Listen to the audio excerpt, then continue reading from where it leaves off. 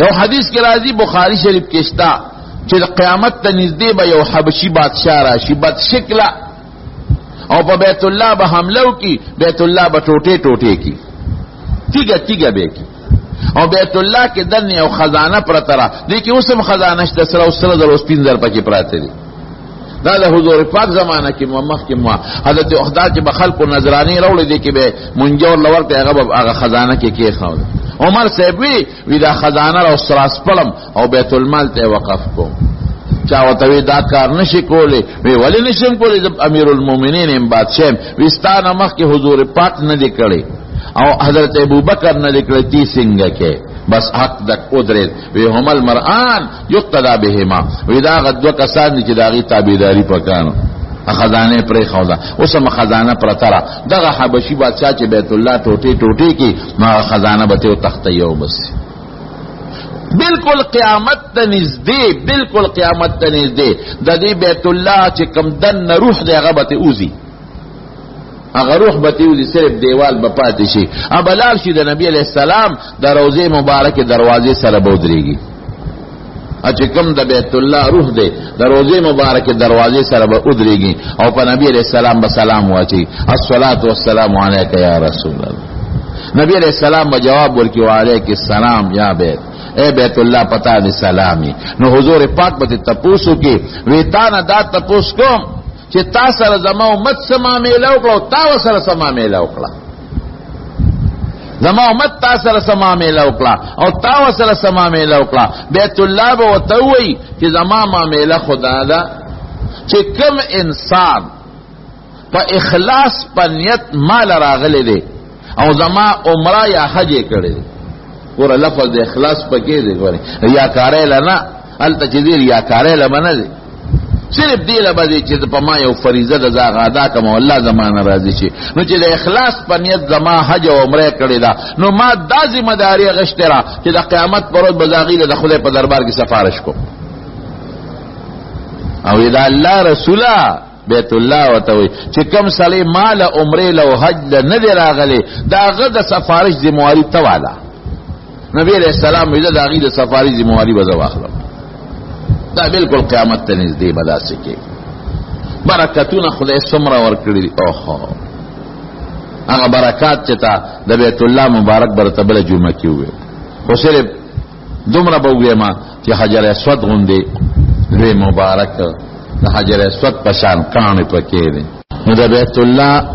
سم مختصر غوندي تاریخ ته تاوي چې دا بیت الله د کله نه موجود شوی دی محسوس روان شوی دی او سوز جوړ شوی دی او په کومه طریقه د دې باندې جوړواله شوی دی رب العالمین یو ملغلره پیدا کړ په شین رنگ کې شنا نوټه ملغلره الله غي ته د خپل قهر په نظر وکتل چې د قهر په نظر وکتل د ملغلره ویل شو او خورشوا دا یوځه پرتو او خورشوا ویل شو چې دا کم ځای نه دا خورشوا او کم ځای پرتو او دا غینه خوروال راغی دغه تا سرۃ الدنیا او د دنیا نوم او دغه هغه ځای چې کم ځای موجوده بیت الله دی گویا دا د ټول ازمکه مرکز شو او د ټول ازمکه هغه مینس شو او کم ځای چې د عمل غلره پرتاو دا غویل شو او بت خورېده د دقه ځای نه خورې شو چې ویل شو او بت جوړې شو او بخورې شو دا غوبو د پاس یو زګ راغی دا غزګ له خدای پاک زمکه جوړ کړه یو حدیث پاک کې راځي نبی علیہ السلام فرمایي چې اوبو او د اوبو د پاسه د الله عرش وکان عرش علی الماء دا الله عرش د اوبو د پاسه نو یو علماء دا کی چې په اوبو د پاسه پروت نو خدای الله د عرش او د اوبو ممینس کې بل څه فاصل څه شي نو دا غیر یو لوخړو چته شو چې د عمل غلره ویل شو یو لوګي لوخړه ته چته شو عبارت للال او چتا الله دا غلو خلین اسمانونه جوړ کړ ثم استوى ثم استوى الى السماء وهي دخان ثم استوى الى السماء وهي دخان دا غینه یو لوګي اوچت شو دا غ لوګینا خدای پاک د اسمانونو جوړ کړل نو چې دا کوم له ملغلره پرتاوه او وبته خورې شوه او بیا زګ راغی پاغې د زګ غمیز دقه د بیت الله زیره چې اسمانونو جوړ شو نو الله دې فرشتو ته حکم کړو چې تاسو حضرت آدم علیه السلام طرف ته سجده ولګوئ نو فرشتو بلکې مشوره وسره کړې و مخکې نه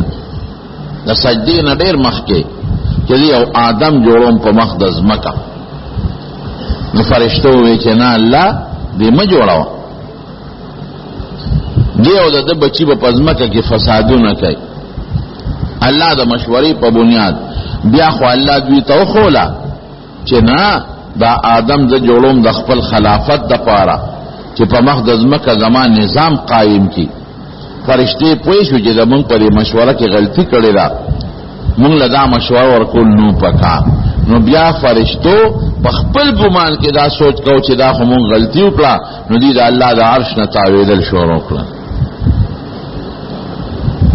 دې لپاره چې الله راضي شي الله ته خپه نو خدای خپل سوچ دو چې الله گویا کې مونږ مشوره داسې ورکړه چې هغه مناسب نه و نو دې فرشتي بتاوي دې د الله د عرش نه طواف کو نو الله د خپل عرش لاندې ول یو کوټه جوړ کړه هغه ته بیت المعمور وای چې تاسو زما د عرش طواف پرې دې او لاندې چې کوم بیت المعمور دی پاغه بیت المعمور کې عبادت کوي او بیت المعمور کې داغه نګي چا پیر طوافونه کوي نو نبی کریم صلی الله علیه وسلم فرمایي چې روزانه او یا زر فرشتي ته عبادت کوي او چې کوم فرشتي یو ظلم ال ته عبادت او تر قیامت پورې نمبر بیان نشي دومره ډیر خدای پاک چې کله زمکه جوړ کړه فرشتي پکې مقرر کړ دا فرشتي په اسمان تم ته ولادت بمراتله نو په اسمان کې خو دې فرشتو په بیت المعمور کې عبادت کاو نو الله ته درخواست وکړه وی خدای پاک په دې ځمکه مونږ له عبادت خانه پکار مونږ ته او زو خاجي پاغه کې ست عبادت کو الله وی ډېر خدا نو د زمرد پکانه کې یو د زمرد کانه هغه کې یو بیت الله خدای پاک جوړ کو او دې فرشتو لور کوي دا یو سه او زرت یو زخم الته لګاوي یو د زمرد کانه نه پکې ټانکوا نه پکې پیوندو نه پکې میخو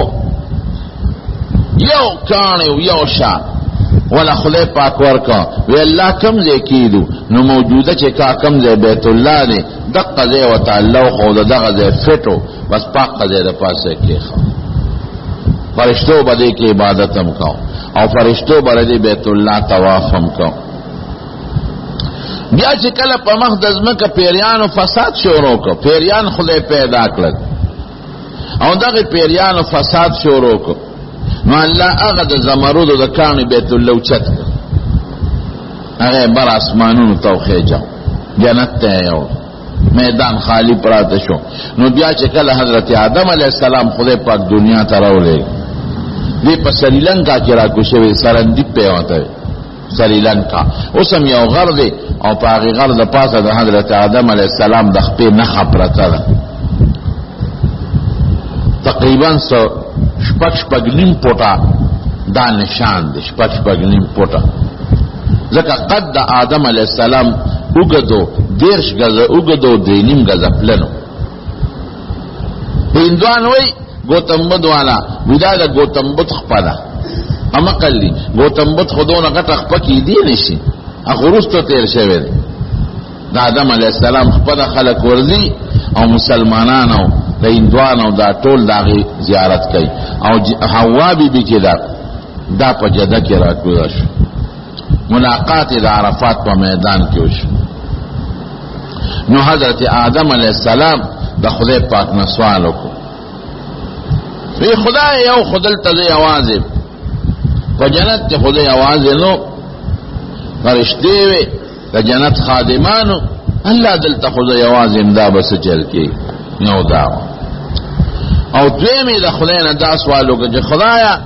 دلته به زه څه کوم ستا عبادت ما ته د عبادت سلار او سچار او سزیو خواهی چې پکې ستا عبادت وکړم الله ورته وی یوازې والي خو بدل پدې ختم کم چې تعالی به بچی درکو اولاد بدر کم تو بیبیلا نه نو اولاد به په دې ځمکه آباد شي نو په دې بس تا ټینشن نه یوازې والي ختم شي او د کور دلت زخیم التبتلال شي او د کور به جوړ کې التم عبادت کې او فرشتي د سره مرګري کوم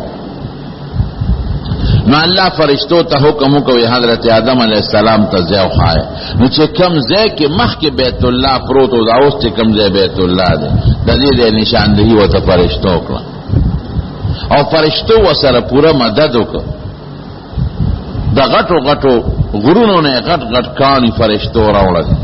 دومره غټ غټ کانی راوړل چې سلويخ قسم غن شو چتول یو کان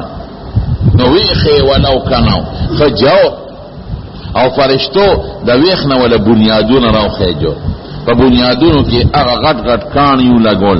د اوخان عمر او د اتی عمر او د غوی او د سانډا عمر یو کان په غټ غټ کانی ویخ کې په بنیاد کې چې دا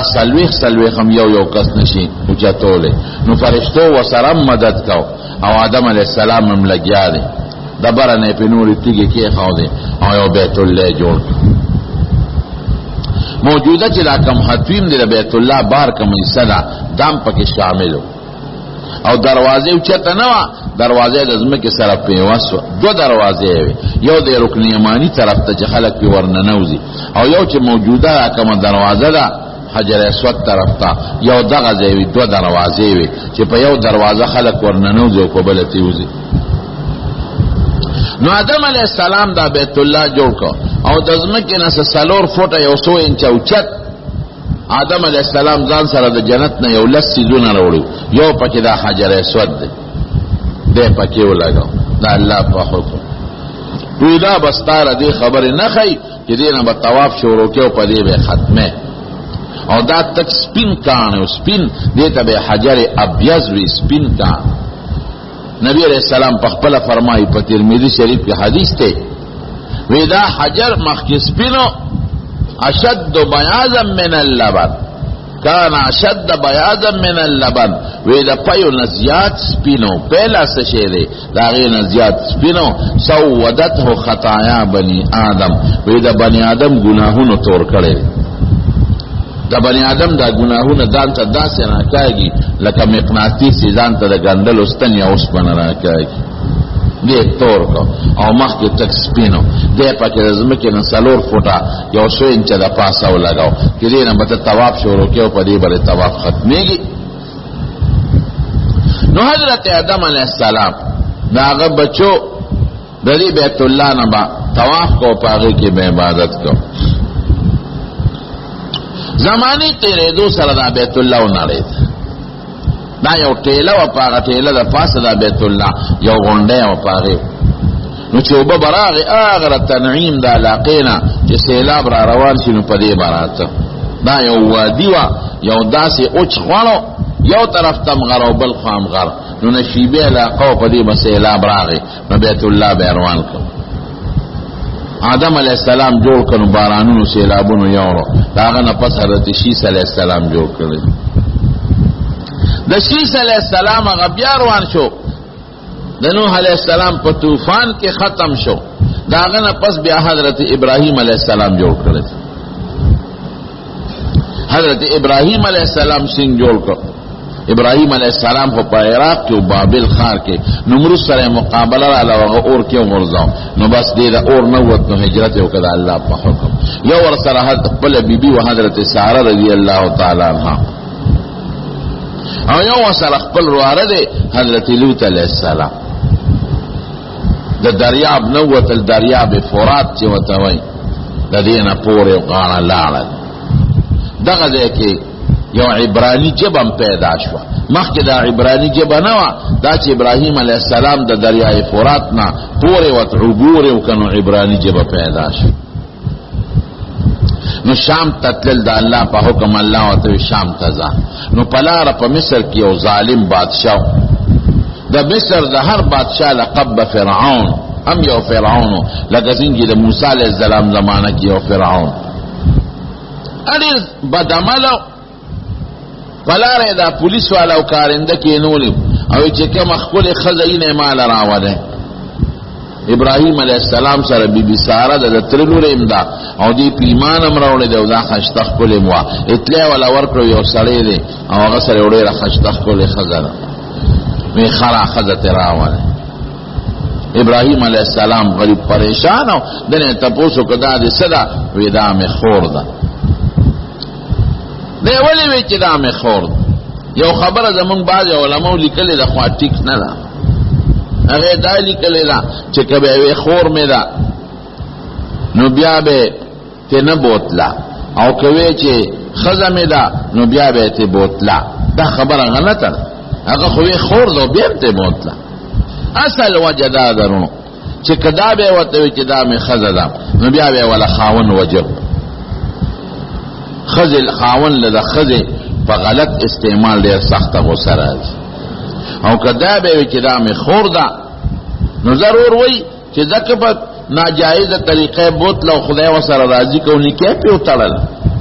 اوس کله خاون په خزه خو څوک نکاح نشي تړلی نو کوي مدا می خزه ده نو بیا به خاون ولا وجه او کوي به چې دا می خور ده خزه مې نه ده نو بیا به خاون ولا نه وجه نو ابراهیم علیه السلام بی بی ساره ته وای په ګورې ما دروغ جن نه کې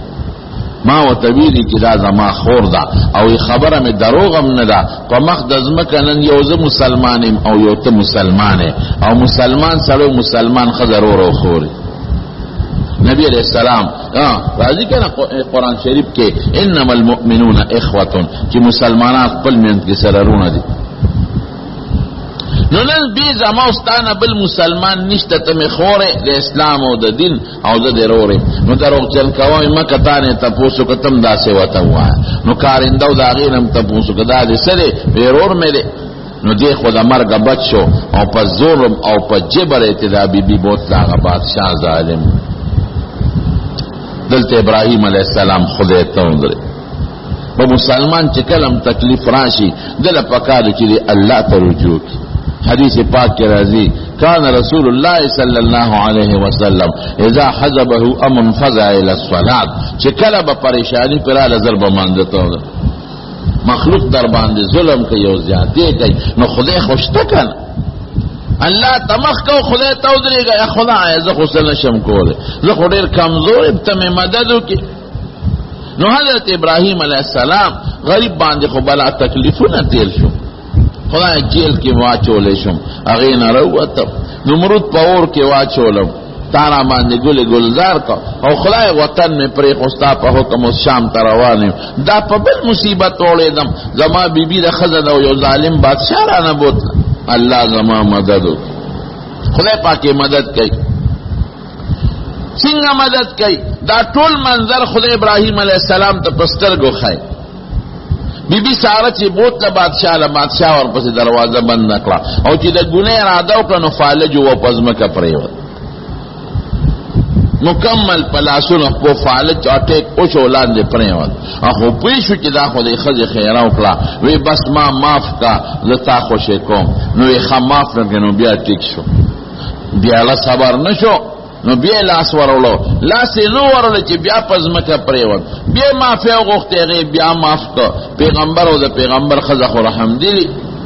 دریم ځل چې بیا لاس ورچاو هغه نه سخت فالج او پړ مخه پریوت وی ما معاف کوسا وی خماف میکړي چې معاف وکړي باس تاته سم نه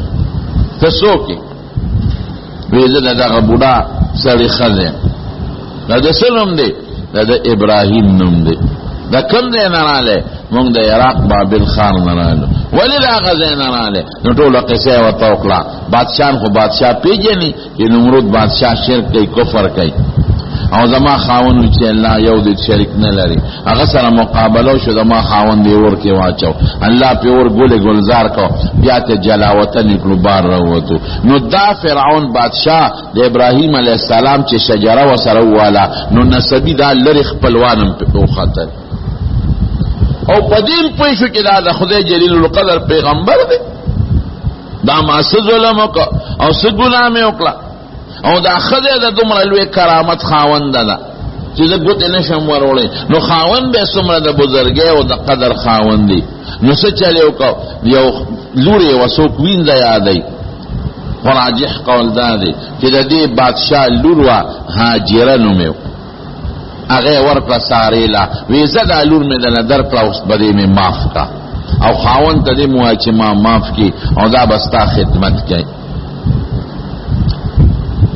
ابراهیم علیہ السلام ولار دی دا منظر ورته ټول ښکاري خدای پاک یې ورته ښیي د هغه معجزه ده چې څنګه راغی رالا نو ورته وی مبارک دی شه خدای پاک کافر بادشاه ذلیله کو زه ته خدای بچ کړم محفوظ کړم او دا د یو خشته خدمتګار راله راکړې ده ښکلې خدمتګاره دا ستا شوه تا ته مې وبخل حضرت ابراهیم علیہ السلام ورته وی ښځې فکر مه کوه ما هر څه چې شمدیدو لیدل دا ولی وته خدای پاک خول کدی خدی وته ویلم چې مال ګوتې نه دی راوړې نو بیا باندې ابراهیم علیه السلام لکه اخره زمانه پورې شک راته وسوسه خو برات لکنه اسنه خضرات دروغ نه و اسنه نور څه ګناه به نه کړي خلاص خو به وروړي کنه نو دا وته خدای منظر خو چې د خدای له چا ګوتې میاو نه او چا ټچ نه کړه معمولی لاسم نه چا ورونه رسې چې هغه شک او وهم مرانش لاړ السیب شام ته چې شام تلال دغه بی بی هاجره د ابراهیم علیه السلام بی بی شو خدای عجیبه نظام دی هغه کارونه کوي چې د انسان په عقل کې نه تیریږي ابراهیم علیه السلام بچینو د بی بی سارې نه نو د بی بی هاجرې نه ولا خدای یو بچی ورکړي هغه له نوم کې خود اسماعیل معشوق د خدای خاون مینا یو بل سره بی بی سارې سره میناوه د دواړو ښځو یو بل سره جګړې شروع شوې دې ته نوبت ورسېد چې یو ځای جنت یې راو نو بی بی سارې قسم وخوړ وی یا به ما د دې نه لرکې یا دا زمانه لرکې یو ځای جنت تېرېږي نو پیغمبر د خدای سره مشوره کوي نو ابراهیم علیه السلام د الله سره مشوره وکړه چې خدای اوس څه وکړم دې خوا ګورم دا هاجره د دې ماشوم بچی دی دا هم نشم پرېښودی اخوا چې ګورم نو بی بی سارې غټه قرباني کړې ده خپل وطن څوک پرېږدي چې څنګه زه د وطن نه راووتم نو دې نه وطن زرګونه میله مزل یې را سره وکړه پیاده مور پلار مام پرېښودل دیم پرېښودل قوم قبیله مام پرېښوده دیم پرېښوده او په مخ د ځمکه دې په میمان رو لومبی مسلمانه ده نو خدایه دا خو هم نشم خفه کولی الله وی دا نظام زما دی دا بی بی ساره دا مشره بی بی دلته پرېږده او دا کشره بی بی ځان سره راواله او ځان سره دا بچې م راواله او زه د جبریل علیه السلام په واسطه راته لاره ښیم دا په مخه کا جبریل ته مخکې دي دا ورپسې دي او راوستل موجوده چې کوم ځای بیت الله دی دې ځای کې بیت الله روان شوی یو اونه وه شاړه اونه د هغې اونې لاندې دا بیبیم کېنوله او د اونې لاندې ورسره هغه بچی هم کېنه او لږ غوندې یو تیلی کې ورسره څه سټوان متوان او کجورې څه سامان هغه یې ورته کېښودل او یو بتکي کې لږې شانتې اوبه وې هغه یې ورته کېښودې او ابراهیم علیه السلام ترې روان شو بی بی ورته داسې ورپاسې د سړیا مونږ د چاته پرېښود ګوره پیغمبرانو ازمایښونو ته ګوره قسم دی په پیغمبرانو دوی تکلیفونه راغلي اوس هم راځي په نیکانو خلکو حضور پاک فرمایي اشد الناس بلاء الانبیاء ثم الامثل فالامثل وی زیات تکلیف په پیغمبرانو راځي بیا چې څوک پیغمبر ته ډیر نږدې دی بیا چې هغه ته نږدې بیا چې هغه ته نږدې د دنیا تکالیف په دې لپاره راولي چې ګناهونه ته ورجای او یا که ګناه نه نو مرتبه ورلو چته کی ابراهیم علیه السلام په سپینګری بوډا پیغمبر خدای دومره ازمایښونه راولي د دې نه غټ ازمایښ قسم دی که بل پیغله ښځه سره د ماشوم بچي چې بل بچي هم نشته نیازبین دی یک تنها دا په میدان پرېږده او ته تې ځه تی روان شو او ډېر صابر او ابراهیم علیه السلام قرآن شریف کې الله فرمایي ان ابراهیم لأواه حلیم هر وخت به خدای ته جړل آه به کول الله او ډېر صابر او ډېر هوښیار انسان چې دې ته روان شو بیبي ورپاسې ده سړیه موږ د چاته پرېښو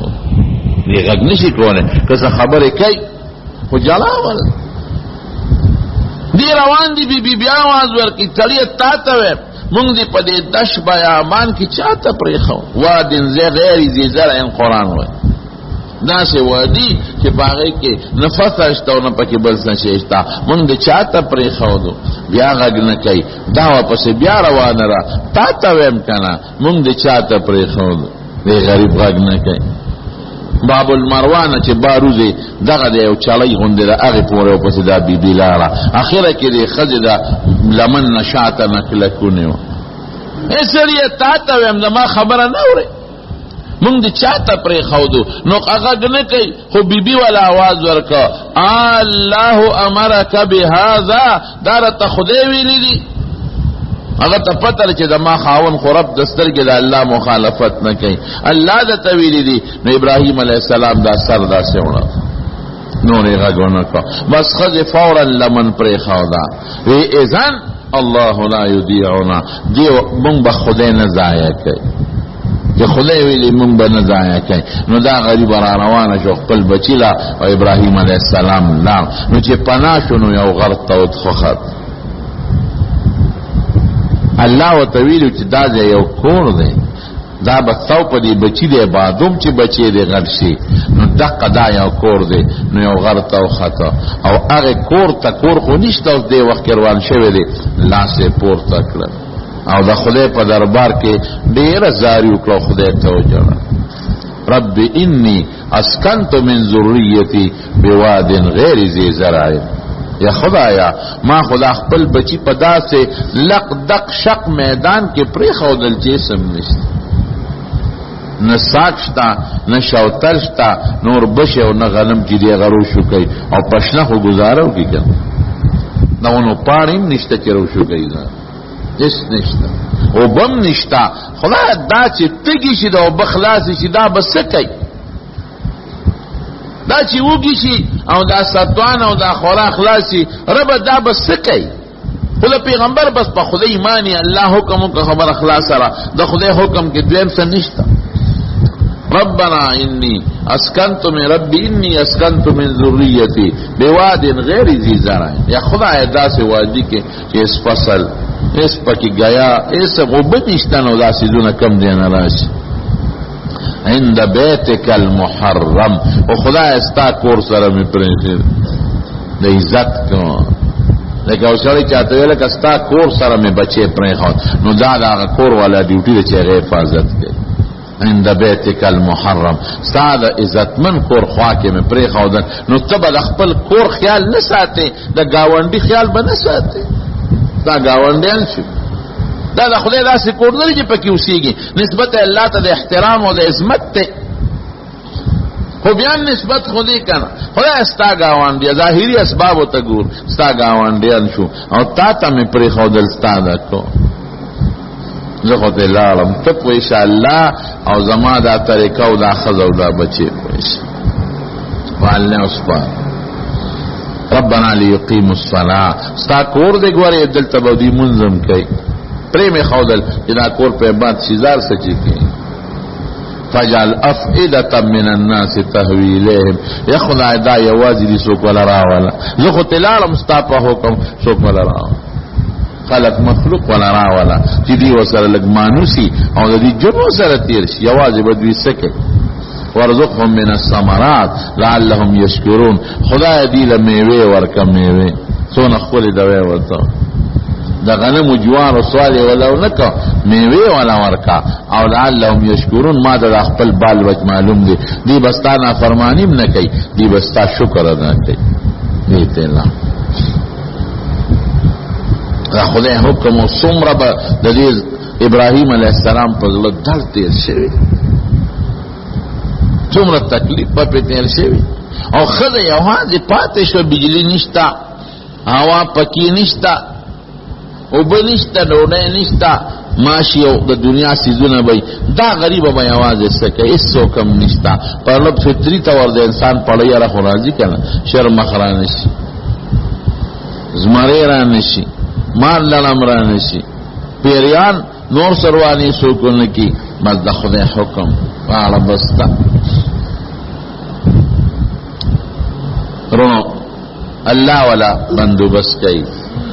حضرت اسماعیل علیہ السلام معصوم دے اخوارات خلاص شو او بم خلاص شو دا مور پسینه کې پی مج شو چې مور خوراک خوري پی پیدا کیږي چې وبا خوراک نه د مور پی کم دی سینه کې پی مج شو. اسماعیل علیہ السلام جاړي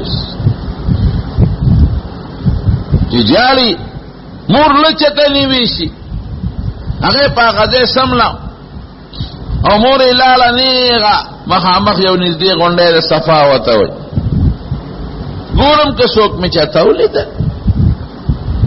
الته نشتا مرواته منډه کړې د لاره کې به منډه والا مرواته ورسېدله الته څوک نشتا و چکرې مروا پورې واره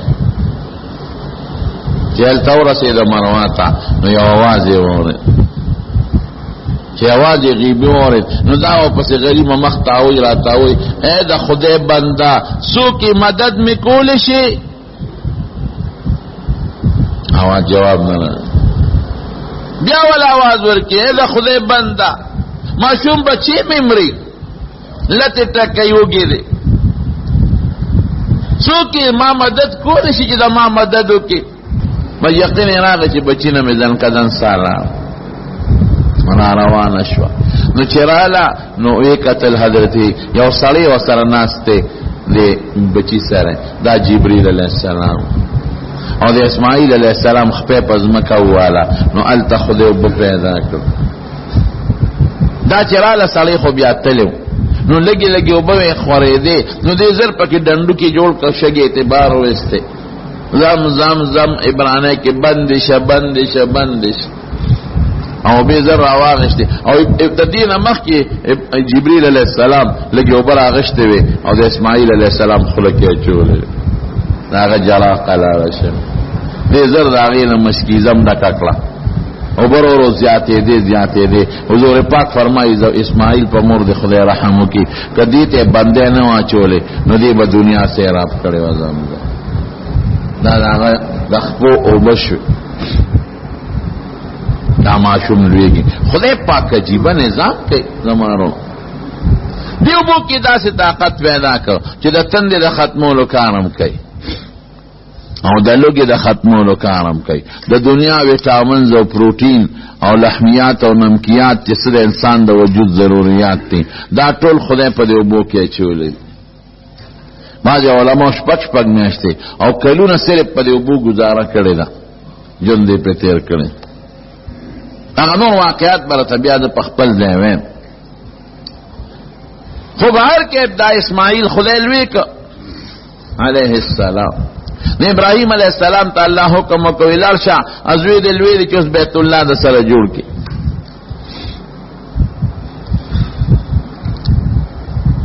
نو چراغه وی بچی ما ته خدای حکم کړی زما مدد بو کی او بابا ولی منه اوس لوی شوی دی نیمز کې سواقع پاتې شو برته بیا بل وخوه او بابا بالکل بلی مدد وکم سیدھا طویل دی ما تا اللہ دا حکم کو جدلتی او بیت اللہ جوڑ کا بچے کانی برا کے رو بڑے رالا نیازبین بچے دیکھا او بابا بالکل نو آغا والا نو بنیادون والا سرگن کل دا جبریل علیہ السلام را غیغوتا نخو خور دا دیو کناو نو چه آغا زیلو رسید چه کم دا آدم علیہ السلام او دا فرشتو تیگی وی نو دا آغا زیلنے پی بنیاد را شوروک اسماعیل علیہ السلام لگیا دی ولا تیگی ورکی او دی ایک دی او چه امت دا حجر اسود زیلو رسید نو جبریل علیہ السلام و توری گدلتی او امانت کانی میں خود دل روڑو یہ کم دے دی مخامخ و جبل ابی قبیس تی یہ پا دوغت جبل ابی قبیس کی اکانی پروت تی چکر دا سیلاب روانو نو ما کانی التوڑی دی آغا جبریل علیہ السلام روڑو ولی ورکو پا گوٹ کیو لگاو حجر اسود تیار شو دو دروازے والا جوڑ کلی امقصے یو دروازہ رکن یمانی سرا او دویم دروازہ اغیتا مخامخ حجر اسود طرف تا ملتظم چه وتوی او زمکی سر دروازے پیوس او حتیمم پکی دن نشاملو دوی اکلا وَإِذْ يَرْفَعُ إِبْرَاهِيمُ الْقَوَاعِدَ مِنَ الْبَيْتِ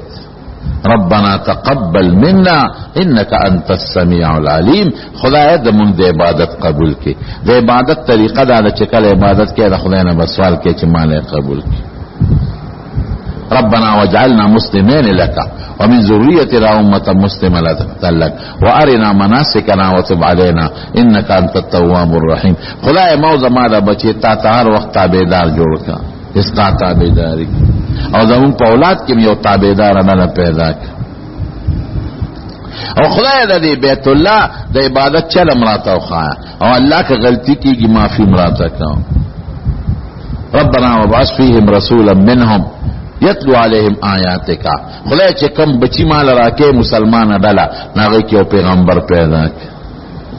چې ستا قرآن شریف ستا آیتونه پیلول او حکمت وتخی ویزکیهم او د پاکی د ګنانا ويعلمهم الكتاب والحکمة ويزکیهم انك انت العزیز الحکیم. حضور پاک وی د خپل نکی ابراهیم دعایم دا دعا زما په شکل کې خدای قبول کړ. بیت اللہ جوڑ شو چی جوڑ شو لنبی طواف تی بیا لاول آدم علیہ السلام لنبی کرو دلتا کیوش لنبی طواف تی حضرت ابراہیم علیہ السلام شروع دا بلا بادش تاغین پس بیا دا بیت اللہ روان شوی دی بیا یو قوم دی عمالقات وی جوڑ کرنے دی بیا روان شوی دی بیا یو بل قوم دی جرهم اغی جوڑ کرنے دی دا غی نه پس بیا روان شوه دی نو قصی یو بل قبیله دا غی جوړ کړي. هغه نه پس بیا روان شوه دی نو بیا قریشو جوړ کړي. قریشو چې کوم وخت جوړاو دغه وخت کې د نبی علیہ السلام مبارک عمر 15 کال ناروان پروتو روان او غټ غټ شقونه پکې شوی دیوالونه شلیدل او یو اجدها او پکې یو لوی خامار دومره غټ خامارو چې دا هغه سر د کټي عمره او د سخي عمره سر به کله روچت که په دیوال به کې خو د خله به आवाज وکړه نو خلک به تیرېدل څوک نږدې نه ورته چې د حضور پاک عمر تقریبا 15 کالو ته ورسېد نو رب العالمین یو د دریاب نه یو غټ مارغه راغی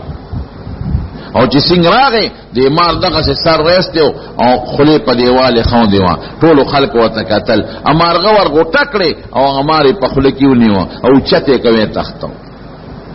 ټول خلک ولې د مار خو مارغه یوړو د خلکو له مار hebat ختم شو. یا قریش وی چې دا کور جوړو چا ګوتې نه وروړي وینه دا خو به سنگروانو د خدای کور چروانو څخه خفت راته پیښ نشي چا ویروانو مونږه جوړولو لروانو چا وینه ګوتې نه ورولو. ولید ابن مغیره اغراغي اغلم به سسکور راواغشتا ویمون خو د خدای دا کور وانو خو د بیزته په خیال خو نه روانو مونږه جوړو نو بس هغه په مخه په شورو کړه یو سو کودال یواله ګنتره چې هغه والی بس خلکم شورو کړه نو بیت الله مکمل روان ک دیوالونه او چې کوم د ابراهیم علیه السلام د آدم علیه السلام بنیادونو غیته او رسول خو خپل منځ کې دا فیصله وکړه وی په دې به مونږ حلال مال لګو حرام باندې لګو دې سره حلال مال دا جمع کا کمو نو د حکیم دا لګي سه اعتبار پرې خو حکیم وته وی دا بار دی خلق ورننوزی پکی 2 رکعت منظم کوي تاب د بیت الله صدا یو ځل بی عائشہ صدیقہ حضور پاک ته وی دا الله رسوله ما بیت الله ته وردن نکا نو دا مټهونی و حتیم ته را وستا وی دلته 2 رکعت منځ کړه بیت الله ذکر ویما ویم خلک دا بار پاتې دي کدان بیت الله کې دنه دی غریبانو بس کو مالدار او بادشاہ خدان ورننوزی هغه ته خو گیټ کولو کی دروازه کولو کی او مونږ غوندي غریبانان خدان نه پریری نو بس حتین د بیت الله سبا پاتې راغی کی 2 رکعات مونږ کول د بیت الله چې دیوالونه اوچت کړل جده کې یو بحری کشته ما تشوا داغه تختې مولا راوړې او داغه چې کوم سیخونو مولا راوړل او سی خرڅ کړي په پیسو باندې یو مفت شیو هغه پیسې په لګو نو چې لازم کې نبي د حجر اسود اندازې پورې چت شو او حجر اسود خاودا نو جګړه جوړه شو چاوی حجر اسود بز ایک دم چاوی زه د ټولو قومونو مشرانو جګړه جوړه او دې ته نوبت ورسېد چې یو بل پسې تورې راواغېستې او هر یو د قوم مشر پیاله کې وینه نه وه پکې لاس کېښود دا به د هغوی سخت قسم و بس لاس مې وینه کې ګنده کړې دی بیا چا مشر فیصله وکړي ګوره جنګ پې نه کوو خو فیصله په دې کوو چې سار څوک وختي جومات ته رال هغه له به اختیار ورکړو دا ټیک شوه څوکیداران یې کېنول لومبې خدای پاک حضور پاک مبارک راوست جاء الامین جاء الصادق هغه ډېر عزت پې کو دغه وخت کې حضور پاک ډېر هوښیار ټول سرداران یې راغونډ کړل او هغوی ته یې څادر وغوړوی څادر یې پرې وغوړو او په خپلو لاسو مبارکو یې حجر اسود راواغېست په څادر کې کېښود او سردارانو ته یې څادر اوچت کړ د ټولو په کیسه وشوه ټولو څادر اوچت کړه او په خپلو مبارکو لاسو حجر اسود راواغېست هغه ځای کې یې کېښود نبی علیہ السلام په خپل هم په دې کې خدمت کړی نو بیت الله جوړ شو نو دوی پکې یو څو نقصان وکړل یو خو یې حتیم بار پرېښود دویم دروازه ولا یو بند کړه یوې ولا جوړه کړه او دریم دروازه د ځمکې نه اوچته کړه دې دپاره اوچته کړه چې هر سړی نه ورننوځي چې زمونږ خوښه یې څوک به ورننه کوو چې څوک نه خوښ نه به ورځي چې څوک ورته بغیر پوړو نه شي ورختی دا غلطي یې وکړه د قریشو زمانه چې د حضور پاک تیره شوه عبدالله ابن زبیر رضی اللہ عنہ په مکه کې یو زمانه کې بادشاه اعلانو نو هغه ته یو حدیث بی عائشہ ویلو ترور چې نبی علیہ السلام فرمایلی چې دی وخت کې مې مجبوری ده او کدا مجبوری مې نه وي نو ما به دا بیت الله روان کړو نو حتیم به مې پکې داخل کړو څنګه د مخ کې نه او دروازې به مې مولد وکړې وي او دروازې به مې ځمکې سره پیوس کړې وي نو عبدالله ابن زبیر په هغه ارمان بیت الله شریف روان کو او د حضور پاک د ارمان مطابق چې څنګه ابراهیم علیه السلام او آدم علیه السلام او نور خلق جوړ کړو اقصی ټیک کا حتیم پکې را دننه کو دروازې مولد وکړو دروازې ځمکې سره ولګول بیا حجاج ابن یوسف راغی او دا عبدالله ابن زبیر د لاس هغه شهید کو او دا هغه د لاس بیت الله روان کو او چې د پیغمبر علیه السلام د قریشو زمانه کې څنګه اقصی جوړ کړ بیا د حجاج ابن یوسف دنوستو زمانه د هارون الرشید رااله هغه امام مالک صاحب سره مشوره وکړه وی کستا خو خیدا بیت الله روانو هغه سی به جوړ کم چې څنګه د حضور پاک ارمانو امام مالک صاحب دې په آرام کې نه غوته ولا مولا د بیت الله اندلوب نه خرمه جوړوي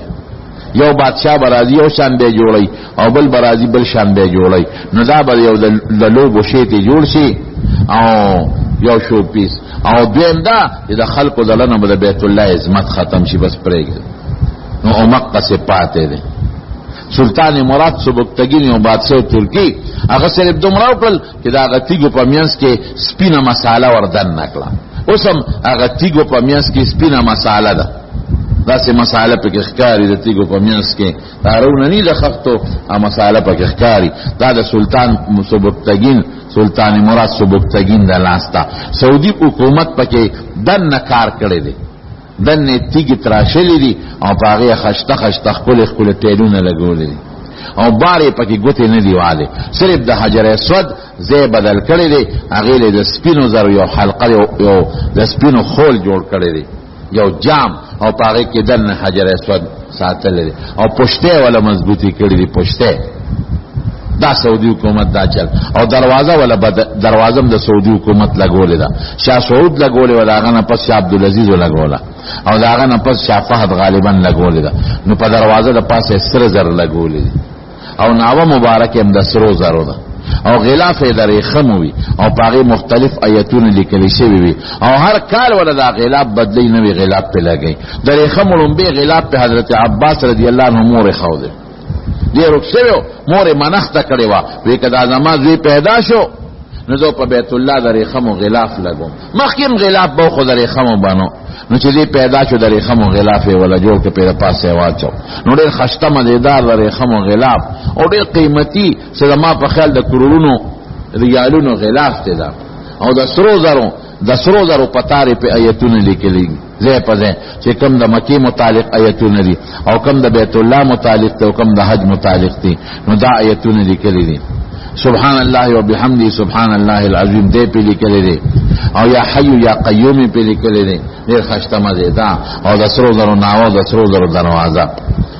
او دو چتري دنه یو چته او بیا پکې دنه پاوړې دي نو بل چتم پکې پاوړې خطر دي. ابراهیم علیہ السلام چې کله جوړ ک بیت الله الله او تویزو دی جبل ابي قبيس ته او خیجا او دی خلق ته چغه وا وی سه الله زما आवाज چاته برسیږي وی رسول پما دی نو هغه او دی جبل ابي قبيس باندې आवाज وکړه یا ایها الناس ان الله اتخذ بیتا اے خلقو خدای او کور زما په لاس جوړ کړ فحجوا تاسو ټول ته د اعلان دی چې دی بیت الله حج لراشه. نو الله دا आवाज د ټول انسانانو روحونو ته ورسو نو باز روحونو لبیک وته یو چاو نه چا دو دلو چا درې دل چا سلور چا شل چا پنځیش چې دا چا روح لبیک نه دی ویلې بنځي او چې دا چا سو دل ویلې هغه مرو بیت الله نزي.